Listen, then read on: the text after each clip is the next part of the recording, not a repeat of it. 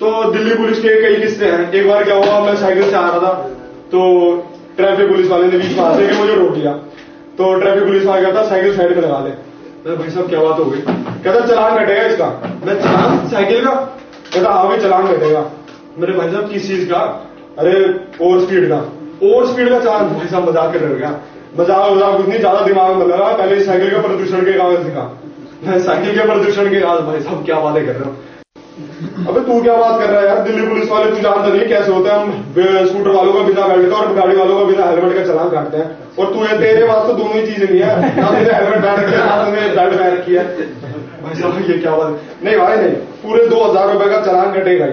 मैं भाई साहब प्लीज भाई साहब 2000 रुपए तो बहुत बड़ी रकम, मैं कहां से लाऊंगा? कहीं से भी ला, लेकिन 2000 रुपए से भी 1 रुपया कम नहीं लूंगा मैं। 2000 रुपए का चलान कटेगा, नहीं तो मैं साइकिल थाने में रखवा दूंगा। भाई साहब प्लीज भाई साहब मेरी बात तो सुनिए, इतनी बड़ी रकम मैं कहां से लाऊंगा? भाई साहब मेरे पास नहीं है भाई साहब 2000 रुपए। नहीं भाई 2000 तो देने पड़ेंगे। भाई साहब नहीं है भाई साहब। अबे कितने हैं फिर? भाई साहब मेरे पास सिर्फ 3 रुपए। चल ला 3 रुपए तो दे।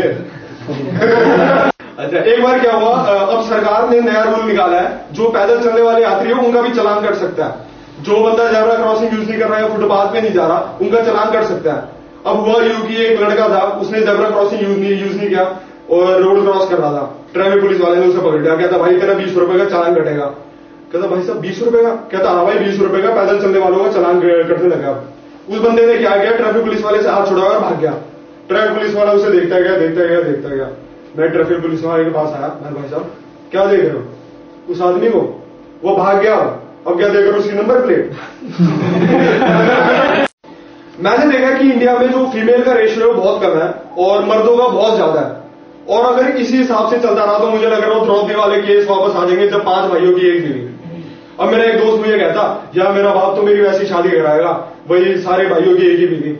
मैंने सही होता? कहता हाँ यार। मैं चल यार आज से मैं तेरा भाई। अगर वैसे ऐसे होने लगा तो फिर ताजुब की मतलब कि ऑब्वियस सी बात है कि भारत में भाईचारा बहुत बढ़ जाएगा। मेरा एक दोस्त है, उसका ऐसे केस हो चुका है कि 5 भाइयों की एक बीवी, उसके 5 भाई जो है उन सबकी एक ही बीवी है। मुझे लग रहा है द्रौपदी के केस के बाद सिर्फ उनका ही केस ऐसा है। मैंने उसे कहा यार तुम्हारे 5 भाई और एक बीवी, तुम्हें कोई तकलीफ नहीं होती? कहता है यार बड़ी झंझट होती है यार। क्या होता है? बड़ी झंझट होती है, बहुत सहना पड़ता है। हर दिन वो कहता है आज ये मेरी, आज ये मेरी, बहुत ही यार दिक्कत होती है। तो समझौता कर लो। हाँ वो तो हम कर लेते हैं, आपस में टॉस बांट के हमने दिन बांट रखे हैं। मंडे को रवि की, ट्यूसडे को किशन की, वेडनेसडे उसकी, थर्सडे को इसकी, फ्राइडे को मेरी, और सैटरडे संडे की छुट्टी। अच्छा वैसे बात हो, शादी के बाद जो होता है ना बहुत ही बुरा काम है, ऐसे ही बता रहा हूँ। शादी में भी हमने इतनी दिक्कतों का सामना करा, बड़ा बदनामी सही है यार हमने। अब हम फेरे में 5 भाई जब फेरे काट रहे थे तो सब कह रहे थे कि 5 भाई आपस में फेरे काट रहे हैं और आपस में शादी कर रहे हैं। और जब चूंकि पहली बार इंडिया में ऐसा हुआ था कि 5 भाई एक बीवी, तो मीडिया कर्मी वहां पे पहुंच गए। सबने, हम लाइन में खड़े हुए 5 भाई और दुल्हन सामने, सबने ऐसे फोटो खींची। तो अगले दिन पता चला सिर्फ 5 भाइयों की शक्ल आई है और नीचे लिखा हुआ है 5 भाइयों ने रचाई एक दुल्हन से शादी और दुल्हन हुई लापता। और दुल्हन की तो अलग ही न्यूज बना दी, दुल्हन की अलग न्यूज बना दी कि एक औरत ने रचाई 5 भाइयों से शादी, फिर भी ये दिल मांगे मोर। अब जो दुल्हन की जो बहन है वो तो बहुत ही चालाक, बड़ी चालाक यार, बड़ी चालाक। मैं समझ नहीं पा रहा। 5 भाई बैठे थे, 5 भाइयों की एक जूती छुपा ली। बाद में 5 भाइयों से अलग अलग पैसे मांग रही है, कहती जूती छुपा के पैसे दो। सारे पैसे उसने मुझसे कमा लिए, लहंगे चुनरी के, ट्रेंड ढूंढ के। अब 5 भाई एक ही घोड़ी में लद के तो आ नहीं सकते, इसलिए 5 भाइयों के लिए अलग अलग घोड़ियां मंगाई। 5 भाइयों की अलग अलग बारात निकली। तो जैसे ये सीन टेंट के ओनर ने देखा तो टेंट वाले ने हल्ला मचा दिया, ये रुको शादी में, शादी नहीं होने दूंगा, मैं केस कर दूंगा। सबने कहा क्यों? कहता भाई एक ही शादी के लिए टेंट बुक कराए थे, 5 बारातें कहां घुसी है।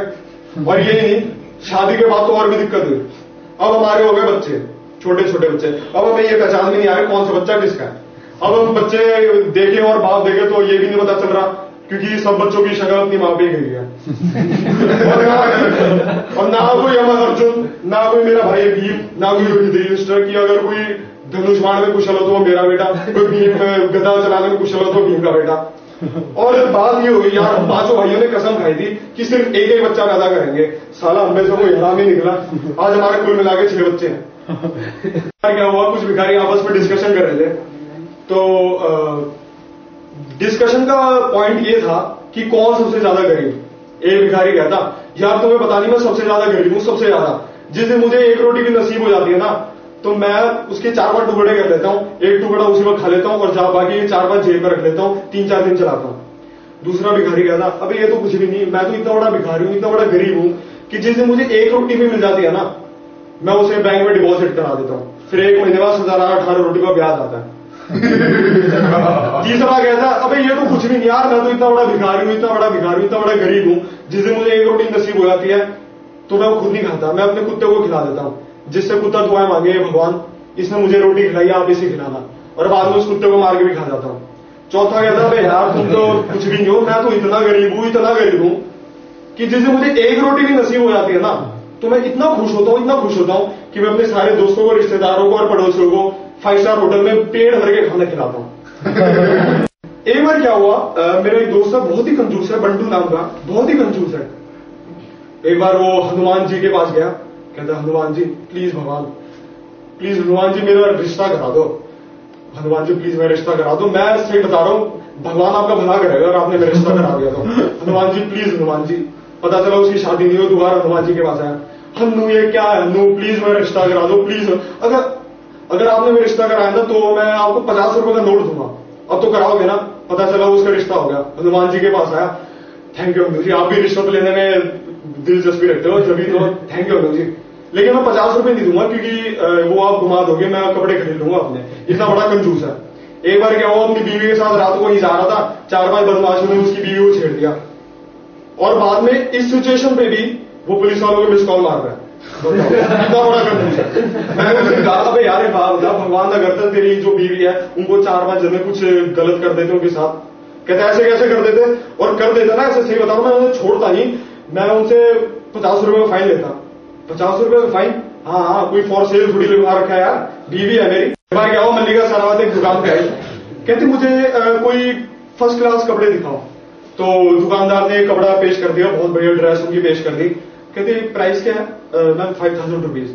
मल्लिका जी ने 2500 रुपए निकाले, कहते मेरे पास तो सिर्फ 2500 रुपए है। दर्जी ने 2500 रुपए रखे और कैंची निकाली, ड्रेस को बीच में से काट दिया, एक टुकड़ा लेके कहता ये लो, फिर ड्रेस भी उसी के हिसाब से मिलेगी।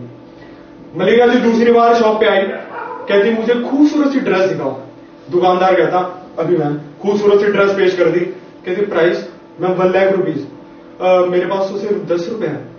अच्छा, दर्जी ने 10 रुपए रखे, ड्रेस में से एक धागा निकाला, कहता ये लो पहन लो।